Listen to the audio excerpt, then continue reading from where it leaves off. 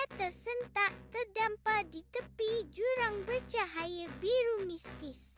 Matanya membelalak, mencari sesuatu yang hilang. Pensil ajaibnya raib, hatinya mencelos. Ia melihatnya tersangkut di akar pohon menjuntai. Pensil itu tergantung berbahaya di atas jurang. Naya berteriak, "Bertahanlah, pensil!"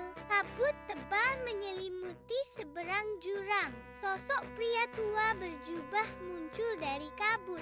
Ia memegang tongkat rautan raksasa yang aneh. Wajahnya keriput, matanya tajam menatap Naya. "Goresan ceroboh hanya melahirkan monster," katanya pelan. Suaranya berat, bergema di antara tebing. Pria itu menghentakkan tongkatnya ke tanah. Akar pohon di jurang mulai bergerak aneh. Akar-akar itu melilit pensil Naya dengan cepat. Pensil itu ditarik perlahan ke kegelapan jurang. Naya menjerit, tak berdaya melihatnya pergi.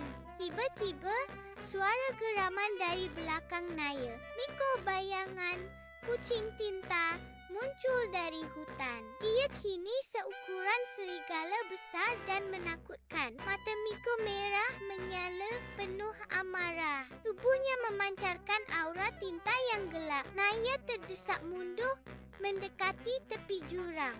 Miko melangkah maju, siap menerkam mangsanya. Naya merogoh sakunya, mencari sesuatu.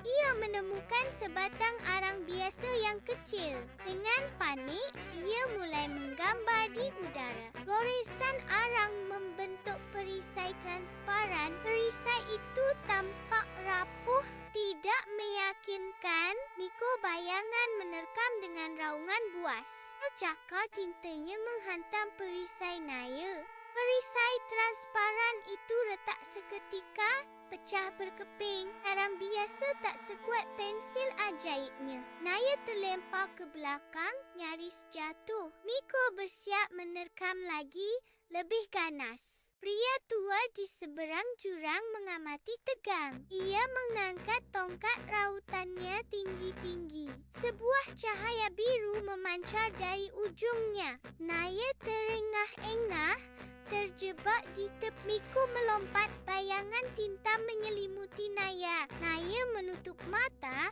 pasrah pada nasibnya. Namun, sebuah cahaya telang menyilaukan. Miko bayangan terhenti di udara, membeku. Pria tua itu menggambar garis di udara. Garis itu berubah menjadi jembatan sketsa cahaya. Jembatan itu membentang di atas jurang menuju Naya. Naya membuka mata, melihat jembatan itu. Pria tua itu memberi isyarat agar Naya lari. Naya bangkit, berlari sekuat tenaga. Miko bayangan mulai bergetar, melemah. Naya melompat ke jembatan sketsa cahaya. Tepat saat ia menyentuh jembatan itu, Miko bayangan menerkam tempat Naya tadi. Makhluk tinta itu menghantam jembatan cahaya. Miko menjerit, tubuhnya mulai terurai. Ia menjadi tetesan hitam, jatuh ke jurang. Ia menoleh melihat Miko menghilang. Ia tiba di seberang, kelelahan namun selamat. Pria tua itu tersenyum tipis padanya. Jembatan cahaya perlahan memudar di belakangnya. Naya terdesak, perisai arangnya retak. Miko bayangan menerkam, mata merah menyala. Pria tua di seberang jurang bertindak cepat. Ia menggambar garis di udara. Garis itu berubah menjadi jembatan sketsa cahaya. Naya melihat jembatan itu, harapan menyala. Ia berlari sekuat tenaga menuju cahaya. Miko bayangan melompat, rahang terbuka lebar. Naya melesat, nyaris tak tersentuh. Kakinya menyentuh permukaan jembatan. Miko bayangan menghantam jembatan cahaya. Makhluk tinta itu mulai terurai. Tetesan hitam menetes ke jurang. Miko bayangan menghilang, hanya menyisakan tinta. Naya terengah-engah, aman di seberang. Pria tua itu tersenyum tipis padanya. Ia membuka penutup kepalanya perlahan. Wajah familiar terungkap. jawab sahabat kakek Naya. Naya terkejut. Paman Jaga mengangguk, sorot matanya sedih. Pensil itu berbahaya, Naya, katanya lirih. Itu bisa memakan jiwa jika tanpa cinta.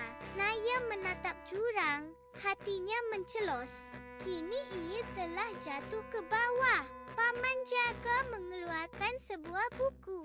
Buku gambar kuno, sampulnya terkunci rapat. Hanya pensilmu yang bisa membukanya. Ia menyerahkan buku itu pada Naya. Naya memegang buku, bingung dan khawatir. Kamera bergerak, fokus ke dasar jurang. Kegelapan pekat menyelimuti kedalaman. Sebuah tangan kecil pucat muncul perlahan. Jari-jari kurus meraih pensil ajaib Naya. Pensil itu tergeletak di antara bebatuan. Tangan itu menggenggamnya erat. Tawa melengking memecah keheningan.